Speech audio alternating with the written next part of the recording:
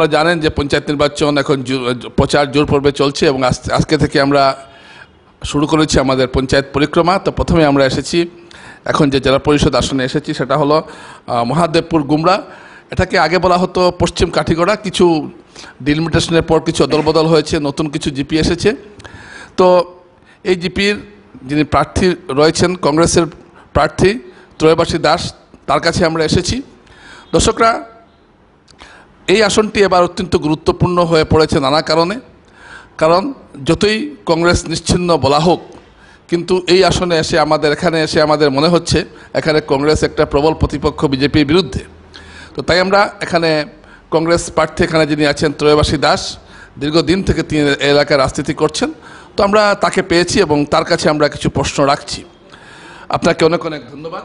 আপনাকে অনেক ধন্যবাদ। আচ্ছা, এই যে আপনি যে দাঁড়িয়েছেন এখানে, তো সারা পঞ্চায়েতে দেখা যাচ্ছে সব জায়গায় বিজেপির জয় জয়াকার জয় জয়াকার। এখানে আপনি একটা বিজেপি অধ্যুষিত আসন, যেখানে গত 20 বছর থেকে যেখানে বিজেপি জিতে আসছে, এই জায়গায় আপনি কোন সাহসে দাঁড়িয়েছেন? প্রথমত বিজেপি অনেক দিন যাবৎ এখানে প্রতিদ্বন্দ্বিতা করিয়া ভালো রেজাল্ট করছে, এটা বাস্তব কথা যেটা। কিন্তু আজকের যে অবস্থান যেটা বর্তমান যে পরিস্থিতিতে আমি প্রার্থী হয়েছি কংগ্রেস থেকে, প্রথমত দল আমার নমিনেশন দিছে, এখানে আমি খুশি। আর আমি আপনারা আশ্বস্ত করতে চাই যে এই বছর 2002 সালে কল্যাণীদার জেলা পরিষদ হয়েছিল ওই আসন থেকে। আজকে 20-22 বছর পরে আপনারা নিশ্চিন্ততা হন যে আমি ফিল্ডে ঘোরাফেরার পরে যতটুকু আমার উপলব্ধি এবং অনুভব করতে পারছি যে মানুষ বিজেপির থেকে মানুষ সরিয়ে গেছে। বর্তমানে বিজেপি সরকারের যে প্রতিশ্রুতি, যেটা এই প্রতিশ্রুতির উপরে মানুষের আর বিশ্বাস আস্থা এবং বর্তমানে নাই। এবং ওই এলাকাতে সমস্যা, এত বেশি সমস্যা, আপনি আশ্চর্য হইবেন। আপনি যদি ফিল্ডে যান, আমি যে কথাগুলো হইতেছি, আজকের দিনও দিল্লিতে বিজেপি, আসামে বিজেপি এমপি আছে। বর্তমান সরকারের উন্নয়নমূলক কাজের বিভিন্ন সময় আমরা দেখি যে উন্নয়ন আর উন্নয়ন, কিন্তু বাস্তবটা ফিল্ডে গেলে আজকের দিনও আমার এই মহাদেবপুর গুমরা জেলা পরিষদ এলাকাত অনেকগুলা রাস্তার মধ্যে সাইনবোর্ড লেখা আছে যে আজকের দিনই প্রতিদ্বন্দ্বী আমার লাভলি চক্রবর্তী, উনি ওইখানে প্রবেশ করতে পারে না। রাস্তা কোন কোন জিপিতে এরকম ঘটনা ঘটেছে যেখানে আপনি বলছেন যে খালি সাইনবোর্ড আছে, রাস্তা নেই? এটা সবচেয়ে বড় আশ্চর্য লাগবে আপনার যে মহাদেবপুর জিপি, হুম জিপি, ওখানে 10 বছর পঞ্চায়েত, 10 বছর জেলা পরিষদ। তারপরেও পঞ্চায়েত যারা পরবর্তী যে পঞ্চায়েতগুলো হয় ওনার নির্দেশেই চলে। বিশেষ করিয়া কোনো কাজ নাই, মানুষের কাছে গেলে বলে আমি যেটা পেশ করতে লাগে এটা অসম্ভব, যে তার কথার উত্তর দেওয়া অসম্ভব হয়ে যায়। রাস্তার মধ্যে গাড়ি লইয়া যাওয়ার মতো কোনো ব্যবস্থা নেই, হাঁটিয়া যেতে লাগে। আর আপনারা জানেন মহাদেবপুর জিপিতে ফৈসকা করিয়া একটা জায়গা আছে, এখানে একটা ভাঙা আছে, রাস্তার উপরে একটা ভাঙা আছে, এখানে সুইচ গেটগুলো ওকে জগৎটা খায়। ওই ভাঙাটার মধ্যে এখানে কিন্তু আমাদের আসামের মন্ত্রী ফিজুল হাজারিকা হয়েছে, এখানে আরও বিভিন্ন বিজেপির বড় বড় নেতারা প্রায় সময় আইছে, অনেক প্রতিশ্রুতি দিছে। আজকের দিন ওই এলাকার মানুষ, এখানে 3টা ওয়ার্ড আছে মহাদেবপুর জিপিতে, 1 নম্বর, 2 নম্বর, 3 নম্বর, মহাদেবপুর তৃতীয়, মহাদেবপুর দ্বিতীয়। ওই ওয়ার্ডগুলার মানুষ আজকে বর্ডার রোডের উপর দিয়ে যাইতে লাগে, অনেক জায়গা ঘুরিয়া, সামান্য জায়গা ক্রস করলে তারা বাজার পাইল, বাস স্ট্যান্ড পাইল, কিন্তু ওই জায়গাটা ঘুরিয়া যাইতে লাগে। প্রায় বিএসএফে ঝামেলা করে, বিএসএফের রাস্তা দিয়ে উঠতে দেয় না, তারা অনেক জায়গা হাঁটিয়ে যেতে লাগে। অথচ তারার দাবি, কালকে আমি কেন মিটিং করেছি, তারার দাবি যে এখানে আমরা বেশি কিছু চাইছি না, যেদিন মানে স্থায়ীভাবে সমাধান হইব তো হইব, কিন্তু এখানের মানুষের দাবি আছিল যে 50 গাড়ি মাটি যদি দেওয়া হইতো তাও তো আমাদের স্কুলের ছাত্রছাত্রীরা এখানে মোটামুটিভাবে যাইতে পারতো। ওই ছাত্রছাত্রী স্কুলে যেতে পারে না। আপনারা যদি আইসনি, কারণ আমি আপনার কাছে অনুরোধ করবো যে ওই জায়গাটা সচক্ষে দেখি আইন। ফিজুল হাজারিকা এখানে কিন্তু বহুত প্রতিশ্রুতি দেওয়া গেছে। সুইচ গেটগুলো টোটাল লকেজ, আমরা কাটিগড়া, পশ্চিম কাটিগড়া যেটা, এটা ফ্লাড এফেক্টেড এরিয়া। এই সুইচ গেটের কারণে আমরা অনেক সময় বাড়িঘর জলে ডুবে যায়। এমনকি আমার ঘরেরও লাস্ট ফ্লাডে আমার ঘরের কোনো জিনিস বাঁচছে না, আমার বিছনা পর্যন্ত ডুবে গেছে গিয়া। তো এটার উপরে মানুষের এত বেশি অতিষ্ঠ ভাব। আপনি বলছেন যে এগুলো সমস্যার সমাধানে জেলা পরিষদ হিসাবে সুব্রত চক্রবর্তী অথবা তার স্ত্রী লাভলি চক্রবর্তী ব্যর্থ হয়েছেন, সম্পূর্ণরূপে ব্যর্থ, এবং মানুষের সঙ্গে কোনো সম্পর্ক নাই। আচ্ছা, আমি এখন আসছি আপনার কথায়। আপনারা ত্রয়বাসী দাসের কথাগুলো শুনছেন, এখন আপনার কাছে যে প্রশ্নটা রাখছি যে আপনি কি যে তার ব্যাপারে আশাবাদী?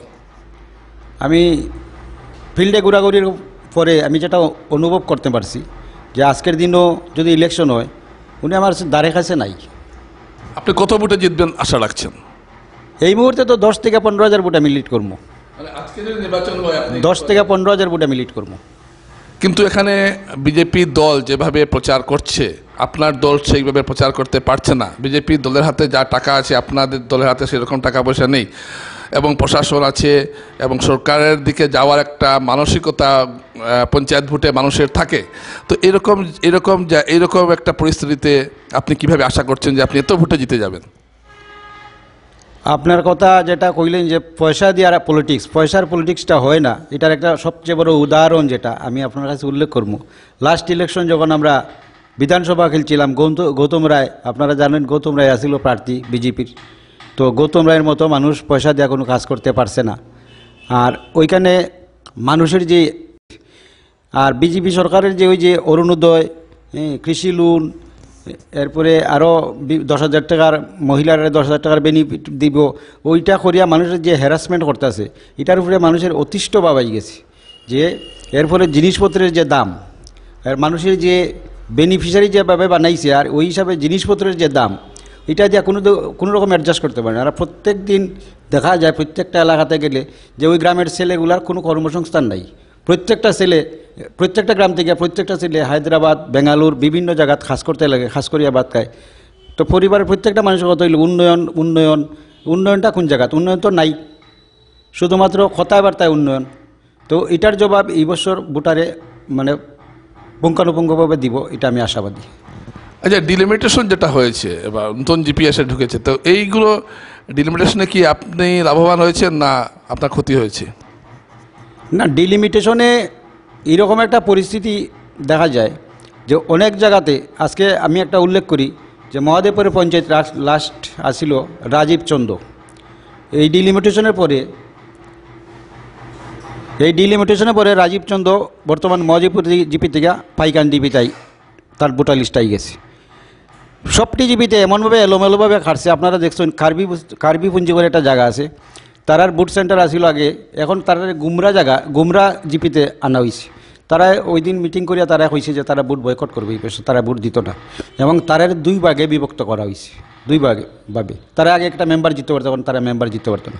ডিলিমিটেশনটা করা হয়েছে টোটালি একটা পলিসি করিয়া তার দলের ফায়দা হইতো, বিজেপি দলের ফায়দা করার লেগে, আর কিচ্ছু না। ডিলিমিটেশন আর মানুষের কোনো লাভ হয়েছে না, মানুষের ক্ষতি হয়েছে। ওইখানের ভোটার ওইখানে অনেক দূরত্ব মেনটেন করতে লাগে। আজকের দিনও প্রত্যেকটা এলাকাতে ভোটদাতাগণে আমার অনুরোধ করিয়া হয়েছে যে ইলেকশনের সময় তারা গাড়ি দিতে লাগবো, তারা ভোট সেন্টারে যেতে গেলে তারা গাড়ির প্রয়োজন। এই পর্যন্ত মানে কষ্টের মধ্যে ফেলাইছে ডিলিমিটেশনে। দর্শকরা, আপনারা ত্রয়বাসী দাসের কথা শুনলেন। আচ্ছা, আপনার একটু অতি সংক্ষেপে আপনার রাজনৈতিক জীবন সম্বন্ধে একটু বলুন। আমি প্রথমতে আমি শিক্ষকতা করছি সৈয়দপুর জনতা হাই স্কুলে শিক্ষকতা করছি। যখন 2002 সালে পঞ্চায়েত নির্বাচন হয়, তো এলাকার মানুষে প্রায় জোর করিয়া, রাজনীতি অ্যাকচুয়ালি আমার খুব পছন্দের বিষয় আসছিল না, জোর করিয়া পঞ্চায়েত রাজনীতিতে আমার তারা করছে যে না তোমার আমরা পঞ্চায়েত বানাইতাম। তো পঞ্চায়েতে আইছি, মানুষে ভোট দিছে, পঞ্চায়েত হইছি। তারপরে পর্যায়ক্রমে মানুষের খাস করছি, এবং মানুষ আমার ছাড়তে রাজি না, যেটা আমি বুঝলাম কি রাজনীতির প্রতি আমার খুব একটা আসিল না। কিন্তু বর্তমান দিনে আমি 24 বছর থেকে নির্বাচিত প্রতিনিধি হিসেবে কাজ করতেছি। এই যে আপনি যে রাজনীতিতে আছেন, তো আপনি কি কোনো দলটল বদল করেছেন কোনো সময়? দলবদল আমি 2002 সালে যখন রাজনীতিতে আসি, তখনকার সময় তো দেশও কংগ্রেসের হাওয়া আসিল, কংগ্রেস সরকার আসিল। তা না, বিজেপিতে আমি প্রথম দলীয় মনোনয়ন পাইছি। তখন কালীরঞ্জন দেব কাটিগড়ায় বিধায়ক আসিল। কোনো এক সময় আমাদের এই কাটিগড়া কনস্টিটিউন্সি, যেটা আমরা কালীরঞ্জন দেবের 3বার MLA বানিয়েছি, তখন আমার বাবা বিজেপি করতো। অ্যাকচুয়ালি কালীরঞ্জন দেবের লগে আমার বাবার ব্যক্তিগত সম্পর্ক আছিল। কোনো এক সময় আমরা সন্তোষমন দেবার মানুষ আছিল আমার বাবা, কিন্তু খালিবাবু যখন আইল, তখন খালিবাবুর সম্পর্কের কারণে আমরা বিজেপিতে গেছি। তো বিজেপি থেকে আমি প্রতিনিধি হয়েছি, 2বার প্রতিনিধি হয়েছি, 2বার পঞ্চায়েত হয়েছি। আমি হয়েছি একবার, আমার মিসেস একবার হয়েছে। পরবর্তীতে আমি জেলা পরিষদ হয়েছি।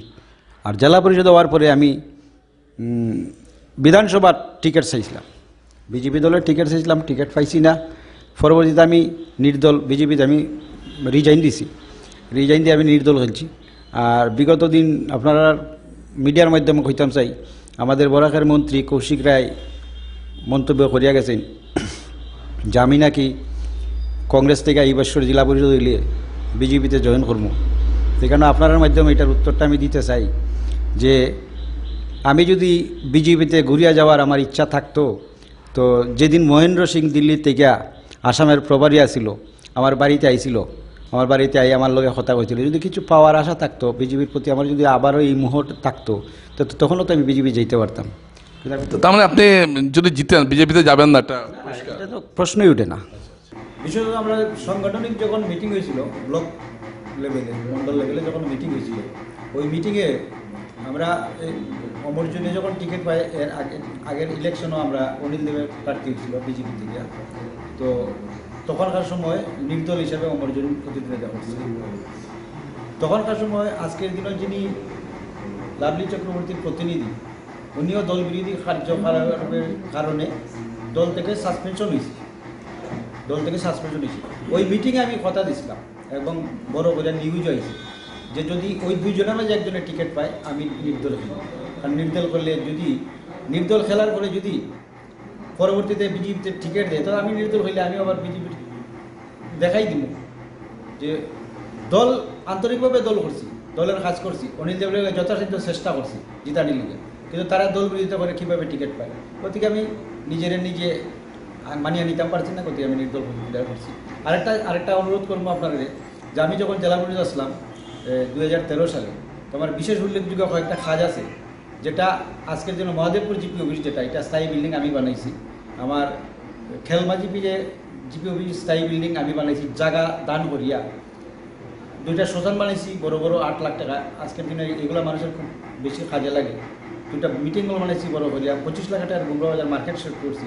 তখনকার সময় কংগ্রেসের এই দবদবানির মধ্যে আমি কিন্তু এই কাজগুলো করতাম পারছি, এই কংগ্রেসের লোকে ফাইট করিয়া তখনকার সময় আমি এই কাজগুলো দেখাইতাম পারছি মানুষ।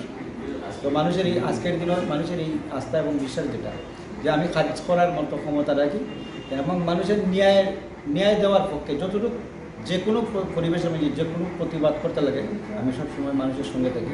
এইটাই আমার বিশ্বাস, এটাই আমার আত্মবিশ্বাস। আর এটার উপরে জোর করি আমি আপনাদের কইছি যে আমি এই বছর আমি 15,000 ভোটে দিই। দর্শকরা, আপনারা শুনলেন তৈয়বাসী দাসের কথা, এবং তিনি তার সংক্ষিপ্ত রাজনৈতিক জীবন এবং এখানে বিজেপি দলের যে একটা এন্টি পাকিস্তান বিরোধী যে হাওয়া একটা বইছে সম্পর্কে তিনি বলেন। আপনাকে অনেক অনেক ধন্যবাদ যে আপনি ধন্যবাদ, আপনারা অত দূর থেকে আইসেন আমার খোঁজখবর নেওয়ার। আর আপনারা যে অনুরোধ করবো, আপনারা যদি আইসেন তো আমাদের গুমরা মহাদেবপুর যে জেলা পরিষদ যেটা, একটু পরিদর্শন করে যাইবেন, মানুষের সমস্যাগুলো শুনবেন। এবং আমি আশাবাদী আপনারা গেলে মানুষ খুব খুশি হবার, মানুষের জ্বলন্ত সমস্যাগুলো আপনারা দেখবেন। যে সমস্যাগুলো কইতে গেলে অনেক সময় লাগবো, আর একটু উল্লেখ না করলে পারছি না। বিজেপির যারা নেতা তারা অ্যাকচুয়ালি নির্বাচিত হওয়ার পরে কোনো ডেভেলপমেন্টের কোনো কাজ করে না, ডেভেলপমেন্ট নিয়ে তার কোনো মাথা ব্যথা নাই, মানুষের স্বার্থে কোনো কাজ করে না, তারা নিজের স্বার্থসিদ্ধি ব্যস্ত থাকে। আপনারা দেখবেন বিজেপির নেতার সোর্স অফ ইনকাম কি আছে জানি না, কিন্তু সবে 20-25 লাখ টাকার গাড়ি লিয়া চলে, সবাই 20-25 লাখ টাকার গাড়ি চলে। এবং আজকের দিনও মানুষ এটার উপরে খুব বিক্ষুব্ধ এবং মানুষ এটা জবাব দেওয়ার লেগে অপেক্ষাত আছে। ঠিক আছে।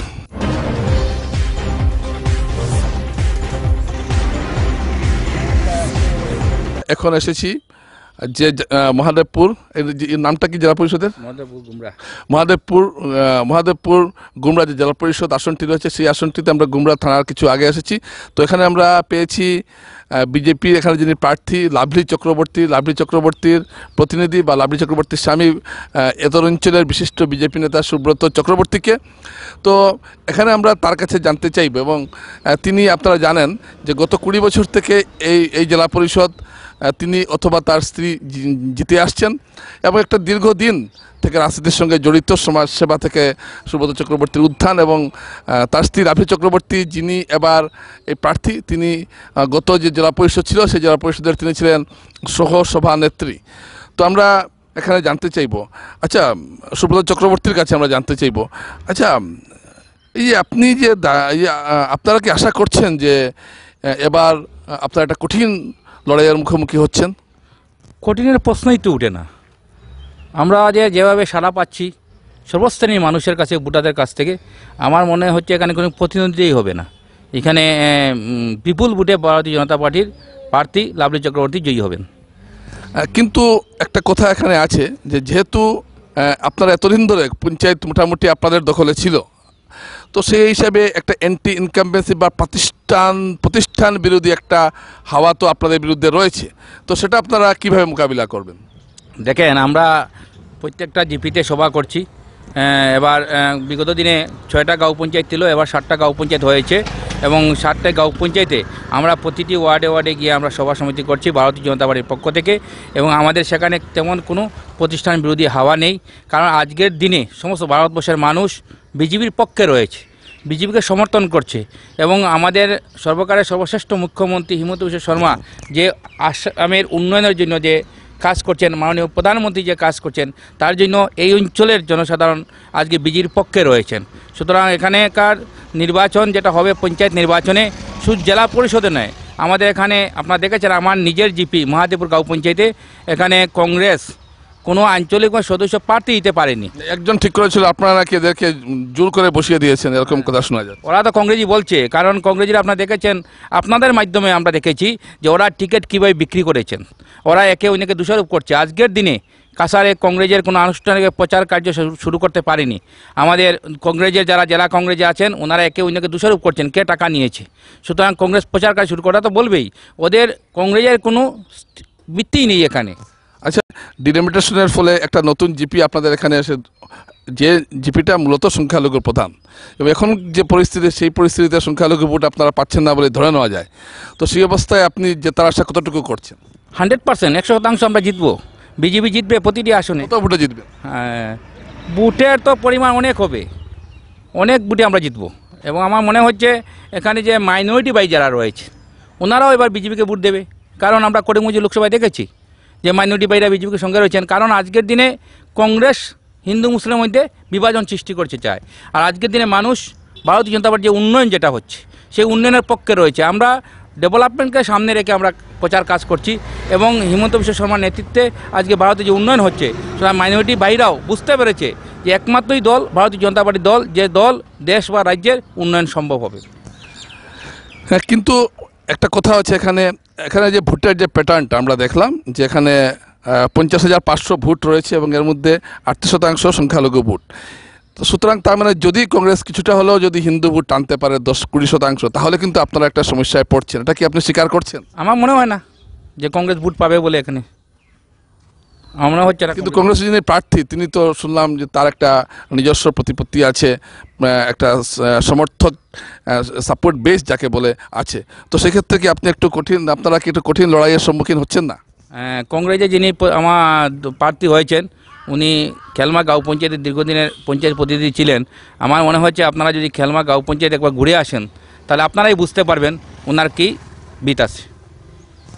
তার মানে আপনি তার মানে এখানে দর্শকরা এখানে সুব্রত চক্রবর্তী তিনি বলতে চাইছেন যে এখানে তারা হেসে খেলে জিতবেন, এটাই তো আপনারা বলতে চাইছেন। কিন্তু আপনারা কি সব জিবিতেই কি আপনারা মেজরিটি ভোট পেয়ে যাবেন? সব জিপিতে মেজরিটি পাওয়ার সম্ভাবনা রয়েছে, হয়তো দু একটা হতে পারে, কিন্তু সব জিপিতে আমার এখন যেভাবে আমরা সমর্থন পাচ্ছি, এখনও ভোটের কিছুদিন বাকি রয়েছে, সপ্তাহখানেক বাকি রয়েছে, কিন্তু আমরা এই মুহূর্তে আমাদের মহাদেবপুর গুমরা জেলা পরিষদ যেগুলো 7টা জিপি রয়েছে প্রত্যেকটা জিপি থেকে আমরা বিপুল সমর্থন পাচ্ছি, এবং আমার মনে হচ্ছে প্রত্যেকটা জিপিতেই ভারতীয় জনতা পার্টির প্রার্থী মেজরিটি ভোট পেয়ে জিতবে। আচ্ছা, কিন্তু আমরা দেখলাম যে একটা প্রভারী নিযুক্ত করা হয়েছে, তো এই প্রভারী অন্য যেগুলো আছে আসন সেখানে দেখা যাচ্ছে কি অনেক দূর থেকে প্রভারী দেওয়া হচ্ছে, কিন্তু আপনাদের এখানে দেখলাম যিনি প্রভারী দেওয়া আছে, যার সাক্ষাৎকার আমরা কিছু আগে নিয়েছি, তিনি দাবি করেছেন তারা অনেক ভোটে জিতবেন আপনারা।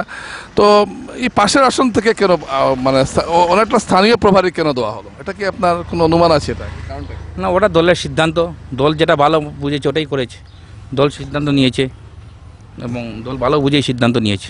আচ্ছা, সহসভাপতি থাকা অবস্থায় লাভলি চক্রবর্তী কতটুকু কাজ করতে পেরেছিলেন তার একটা মূল্যায়ন কি হবে না? এই নির্বাচনে? হবে, নিশ্চয়ই হবে। আপনি কি ভাবছেন? মূল্যায়ন হবে, কিন্তু আমরা দেখেছি গত পঞ্চায়েত নির্বাচনের পর করোনা হয়েছে, মহামারী করোনা, প্রায় 2টা বছর আপনারাও জানেন ভারতবর্ষের যে অবস্থা ছিল, আমরা 2 বছর পঞ্চায়েতে লাভলি চক্রবর্তীর মানে জেলা পরিষদের সহসভাপতি হিসাবে ওনার প্রতিটি গাঁও পঞ্চায়েত এলাকায় ওনার ডেভেলপমেন্ট কাজ রয়েছে, সেটা ভোটাররা বলবেন, আমি কেন বলবো। আচ্ছা, একটা দেখলাম দীর্ঘকাল স্কুলের সামনে নো রোড নো ভোট, এই আপনারা থাকতে এই ধরনের স্লোগান বা এই ধরনের ব্যানার কেন আমরা দেখতে পাচ্ছি? দেখেন, আমরাও দেখেছি, ওদের সঙ্গে আমাদের কথা হয়েছে, ওরা বিজেপিকে ভোট দেবেন। ওদের দীর্ঘদিন একটা দাবি ছিল, ওরা একটা দীর্ঘদিনের দাবি ছিল যে এখানে একটা রাস্তা লাগে। তো এখানে আমরা অলরেডি স্কিম ধরা হয়েছে, নির্বাচনের পরেই কাজ করা হবে। এখানে 2-1 কংগ্রেসি লোক রয়েছেন, 2-1, ওরা সেই সাইনবোর্ডটা লাগিয়েছেন। মানে সাইনবোর্ডটা কংগ্রেসীরা লাগিয়েছে? 2-1 কংগ্রেসি লোক রয়েছেন, ওরা লাগিয়েছে।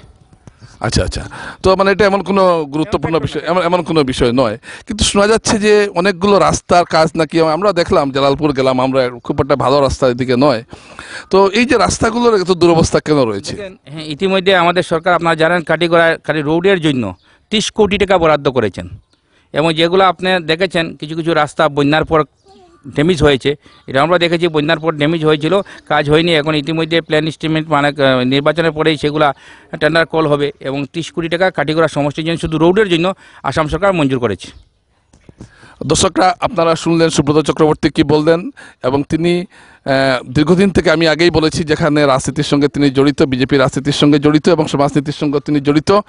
তো শেষ মুহূর্তে আপনি আপনার ভোটারদের কি বার্তা দিতে চাইছেন? আমি এটাই বলবো যে আজকে সমস্ত ভারতবর্ষের মানুষ, আসামের মানুষ বড়াগ্রাম বিজেপির সঙ্গে রয়েছে। এখানে আমাদের ক্যান্ডিডেট পদ্মফুল ক্যান্ডিডেট, সুতরাং আমরা উন্নয়নের স্বার্থে রয়েছে। তাই আমি আমাদের মহাদেবপুর গুমরার প্রতিজন ভোটারদের, সদ্য ভোটারদের কাছে আমি আবেদন জানাবো যে উন্নয়নের স্বার্থে, দেশের স্বার্থে, সমাজের স্বার্থে যাতে আমরা ভারতীয় জনতা পার্টির প্রার্থীদেরকে ভোট দিয়ে বিপুল ভোটে জয়ী করার জন্য। অনেক ধন্যবাদ আপনাকে।